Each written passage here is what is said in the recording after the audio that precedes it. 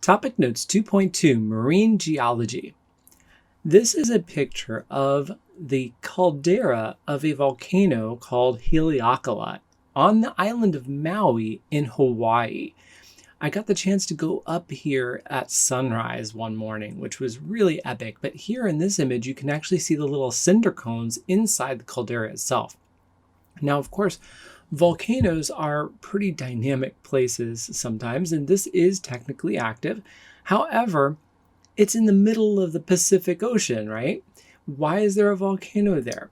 We're going to talk a little bit about that today, and a lot of marine-related geology. So let's get started.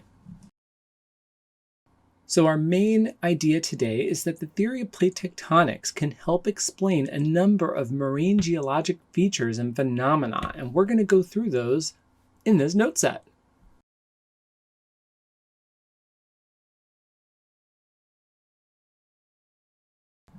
A volcano is a mountain or hill with a crater or vent through which lava, rock fragments, hot vapor, and gas are being forced from the Earth's crust. Now, volcanoes can be more dormant or they can be more active. For example, Mount Etna in Italy has been extremely active for over 2,000 years now. Then you have volcanoes like in Iceland, and I'm not going to try and pronounce that, but in 2010, this particular volcano erupted, sending so much pyroclastic material up into the atmosphere that it actually disrupted air travel in and out of Europe for quite a while. It was quite disruptive. So various different volcanoes can definitely impact human activity a lot. Now, in terms of marine science, we tend to talk a lot about volcanoes that form around convergent boundaries. This is because we do have a lot of convergent boundaries in the ocean. Now, generally, what happens is you have pressure that builds up between these two plates as they're pushing together. The crust begins to thin at that pressure point, and this allows hot gases and magma to rise and essentially erupt. And you can see that on this graphic where you have the one oceanic plate subducting under the other, and then you have that area where you have wet, partially melting crust that creates that magma that comes up and eventually forms a volcano in the water, in the ocean, that can emerge into an actual island when it rises above sea level. This is an example of quite a lot of the islands around the Pacific Rim.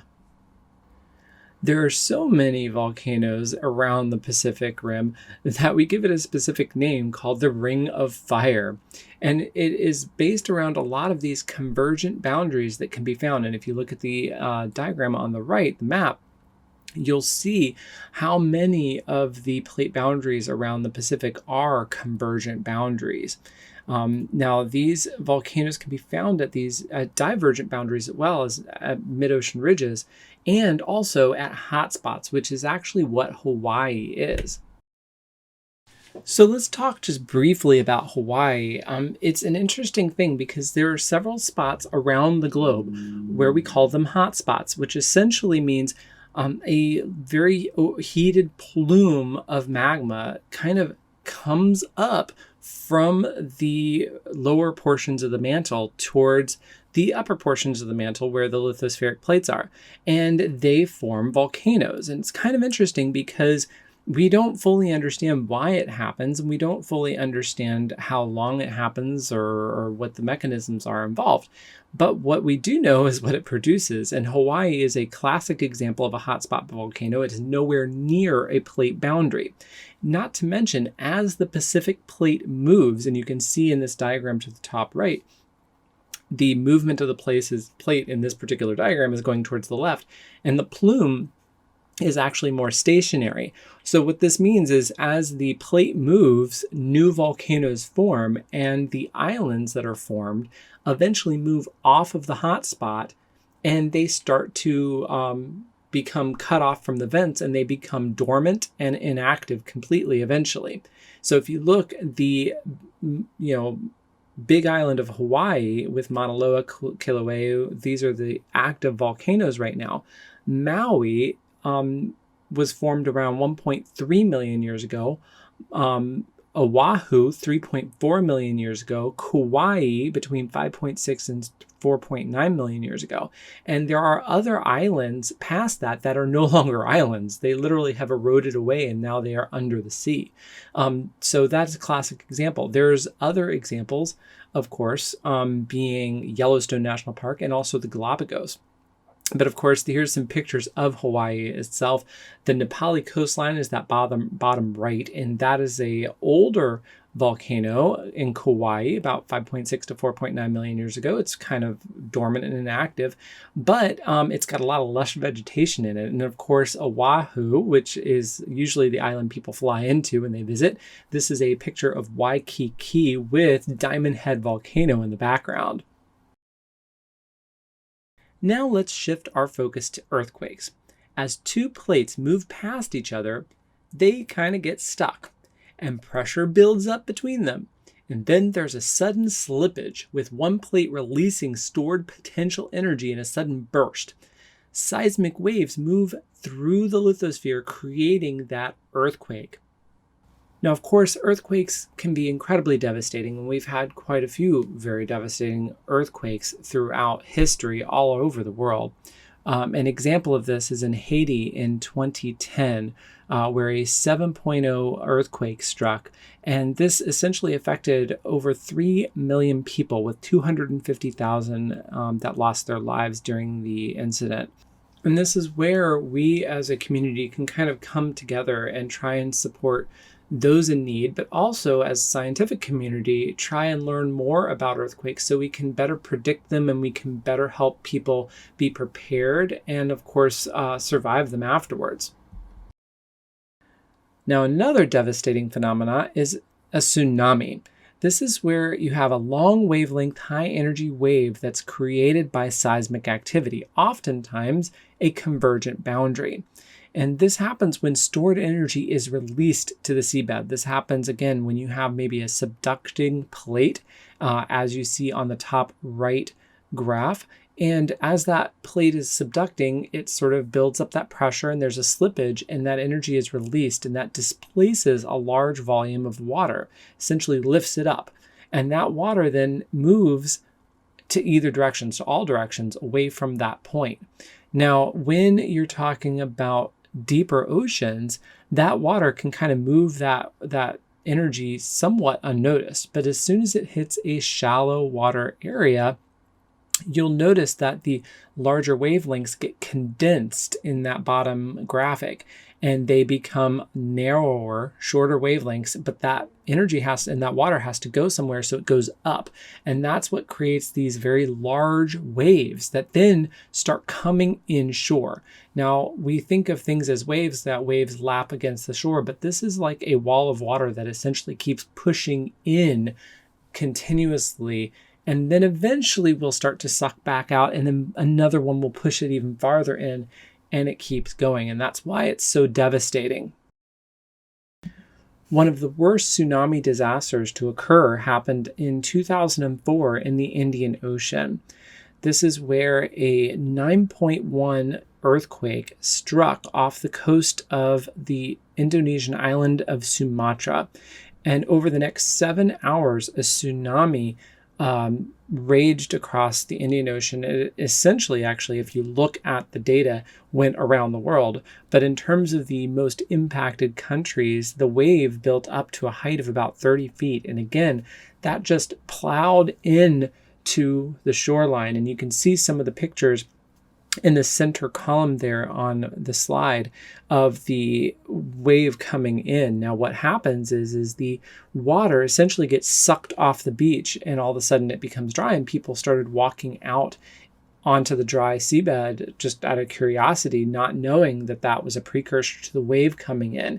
And then once it came in, it just kept pushing and plowing inshore. One of the kind of clear views of this is a satellite. And if you look at Banda Aceh in Indonesia, here on the far right column, you can see pre and post wave, just how devastating the wave was. It literally just wiped everything away. And so over 225,000 people died as a result of this particular tsunami, and it really shone a light on how ill prepared the Indian Ocean countries were for monitoring tsunamis. We actually didn't have a tsunami warning system in the Indian Ocean.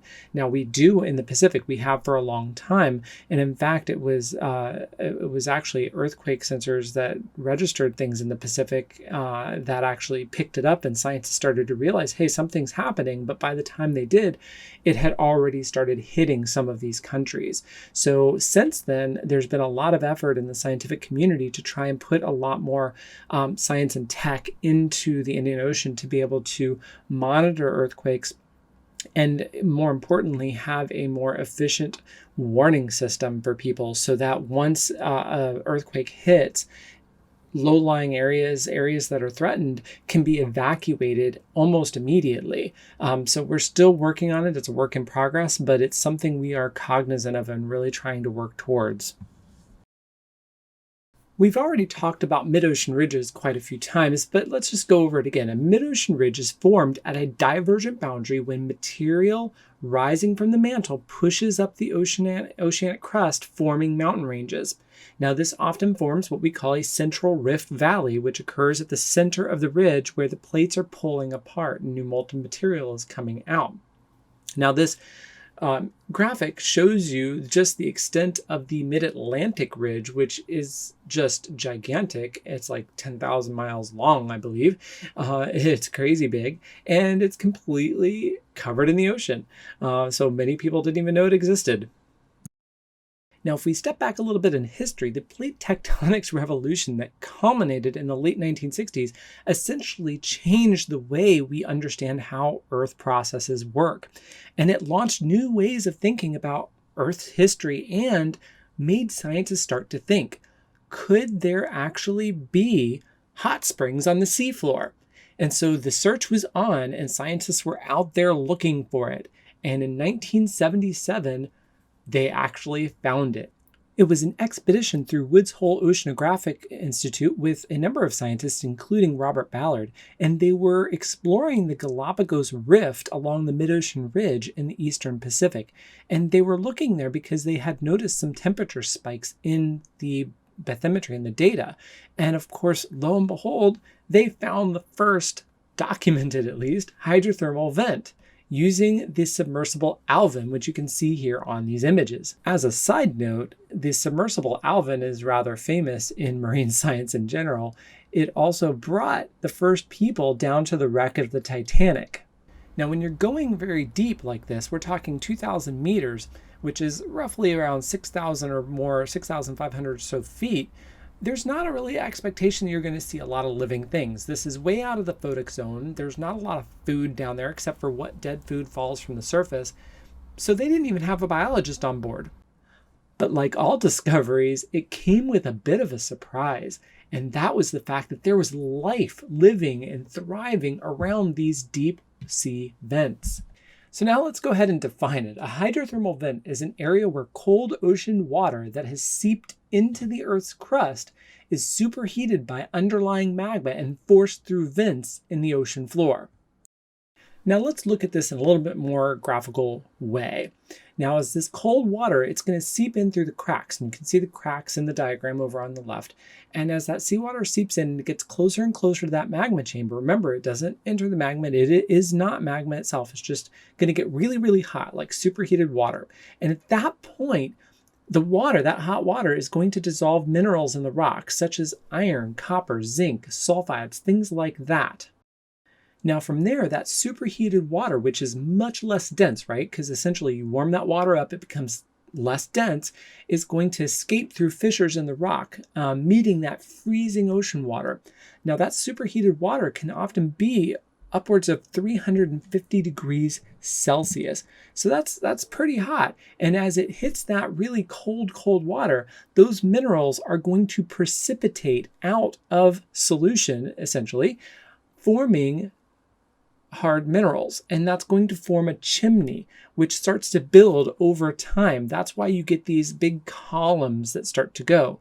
And we oftentimes refer to them as black smokers because of the dark kind of puffy smoke coming out of them, which it's kind of weird because it's underwater, right? But really what it is, it's all of those dissolved minerals that's showing up when we're shining our lights on these vents. Now, these plumes that come up from the hydrothermal vents can actually be detected from long distance away now using technology, which is kind of cool. But what we're really interested in is how does the marine life deal with this? Because if an event all of a sudden starts on the seafloor, all of a sudden you get marine life kind of gathering towards it and colonizing it. How does that happen? What we've found is the larvae from some of these hydrothermal vent animals, like these really large tube worms, can actually, as they're floating around in their planktonic form, can detect the unique chemical signatures of the vent plume and thus know when they should be settling down so they can find their habitat very specifically.